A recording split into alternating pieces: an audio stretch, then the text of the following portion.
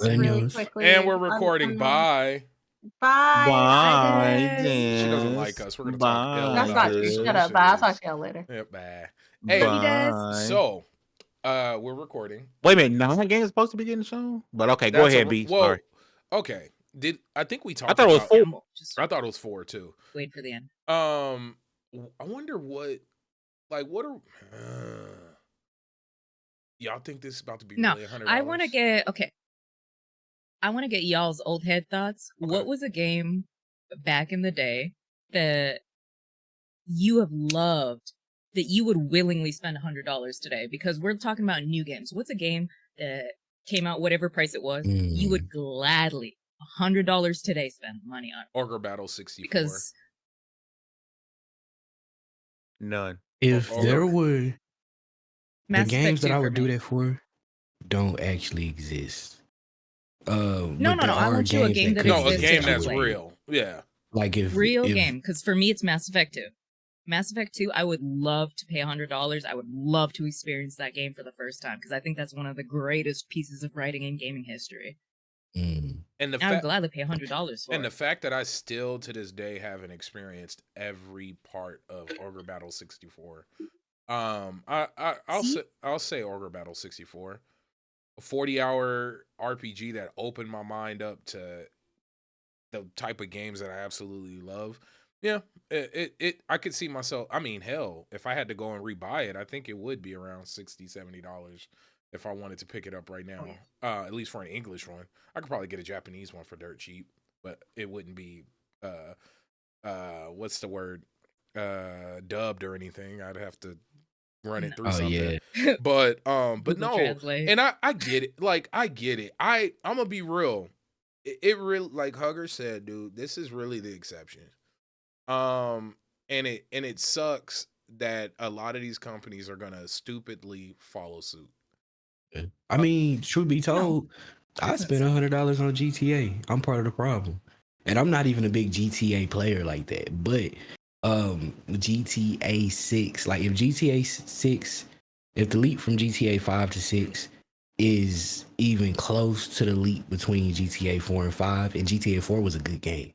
Like if it's like that, I think because GTA 5 was worth what you paid for it, and I bought it like 2-3 times.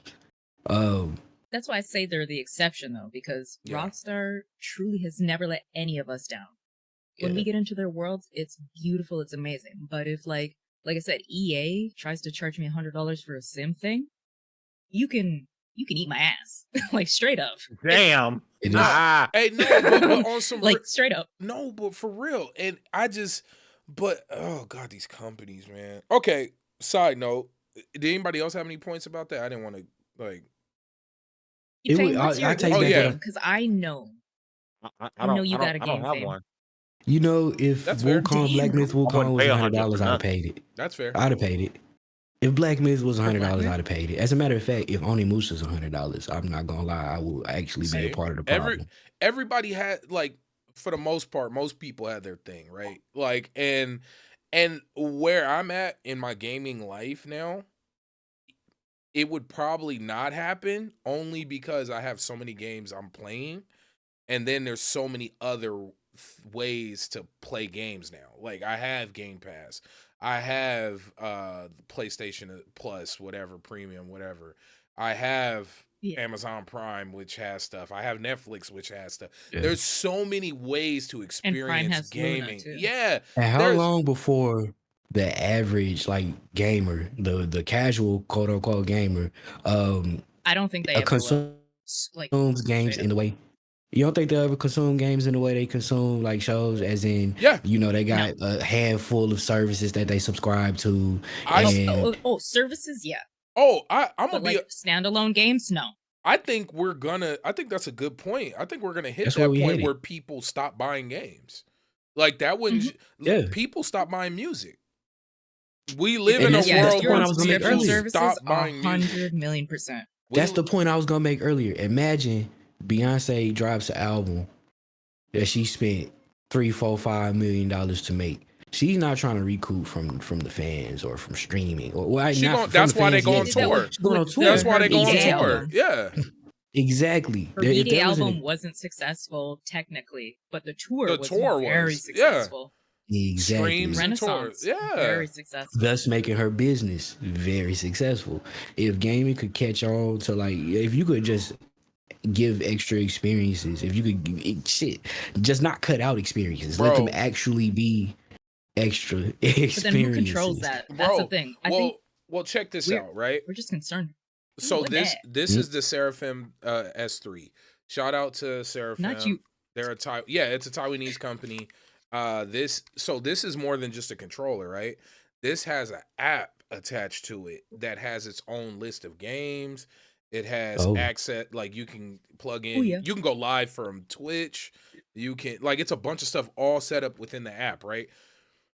Imagine this, like, given this would do damage in today's kids, because my kids don't play controller. This would be the greatest way to get them to start transitioning into console play or into controller play, because my kids are they're touchscreen. Like, Yeah. that's like, Strolly. I'm trying to get her onto Samsung phones. They're on Apple. I was like, but if you have Game Pass Ultimate, you have cloud. yeah. Get on the fucking Samsung. Bro, phone. when you see me on ESO, which I don't think you do, because I don't know if it's console. I or saw you PC. last night. Oh, bitch. I did see you keep logging in. I was like, oh shit, Hugger's on. Hey, but no, I was playing off of this in my phone. Like, I was playing ESO on this, and then you could screenshot. So I'm not doing this as an ad. Let me stop. First off, even though I do recommend people check this out, but I'm not doing this as an ad. I'm just saying this is the future. Like, I am subscribed to something and I'm streaming it off my phone. It's the way we do music. It's the way we do movies. It's the way we do television. So why not the way we do video games? Dallas, you brought up a hell of a point, bro. Like, Yeah, we're already well on our way. Yeah, we do it for everything else. Damn, Dallas. That's crazy.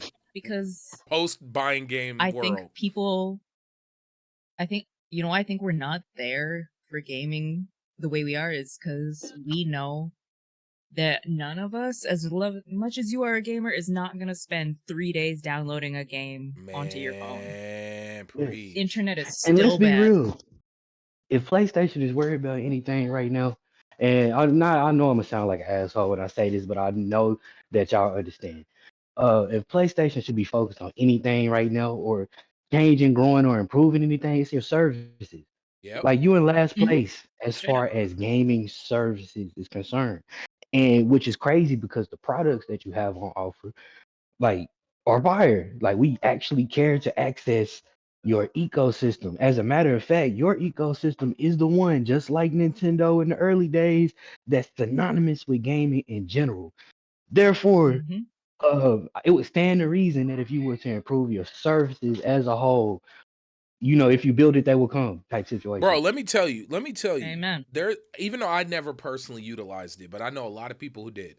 There is no way that you shouldn't be able to go in PlayStation Home and walk into a room and sit down on a digital couch and play a game multiplayer with somebody that's in their The that's in their hours I service. put into PlayStation. No, but imagine, Oh. but imagine that's what's going on. Like, hey, if I had PlayStation right now, what I would do, PlayStation Home is open and available, and you get to, like, My Court and this and that. You can walk on and it'll be a certain game, and people can go in that room and you can go sit down on any open area, like in Street Fighter, and play whatever game is there. Mhm. And it'll Yeah. lock you in, and you'll get to play multiplayer with anybody in there. Like, Visual why and not? Like, and then you Street they Fighter is a had great that. example And they gave it because up. it works so well. it works so damn. in And then you Street could watch, you could spectate, like, and all of these things are already included in PS5. Spectating, like all of the things I'm mentioning. I'm just saying, make a hub and make people want to be on their PlayStation all day. Fighter. Yeah. I was debating with, was it my brother yesterday? Either way, we were talking about no, my DJ. Oh, We was gotcha. talking about how we were talking about the PlayStation Portal versus just streaming your game, getting a backbone, and just using a remote play, right? Mm-hmm. And remote play it can be hit or miss, but it sucks in comparison to like Xbox, right? I if I'll pull out my tablet, I'll pull out my phone, I'll pull out my laptop any day of the week and take the time to connect a controller to it simply to play whatever I want to stream on Xbox, right? Just for whatever time I'm doing it. If I'm at the doctor's office, whatever, Yep. it's fun, right? I never do that outside of the portal, and until the portal had that update where you could actually play the games natively on the device, I would never have considered playing my PlayStation games out and about, not because I wouldn't want to, but because it's just not functional. At the end of the day, it's got to work. It don't matter how cool it sounds, it's got to work. And that's, oh man, that's okay. I just Luna is actually stable for what it is. yeah, and it's not, Stadia was actually pretty stable, Things bro. have all to things work. considered. And I think I don't know why. I don't know the technical end for why Stadia fell apart, but it was weird because it's the success of Baldur's Gate 3. Remember, Baldur's Gate 3 was supposed to be a launch title on Stadia. Like that was supposed to be a thing. That's why I bought like the whole Stadia top tier thing that came with the dongle and the controller, because I was like, oh, Baldur's Gate 3 is going to be like, but I don't know, man. It just, because Amazon needed Google to develop the tech so they could have it.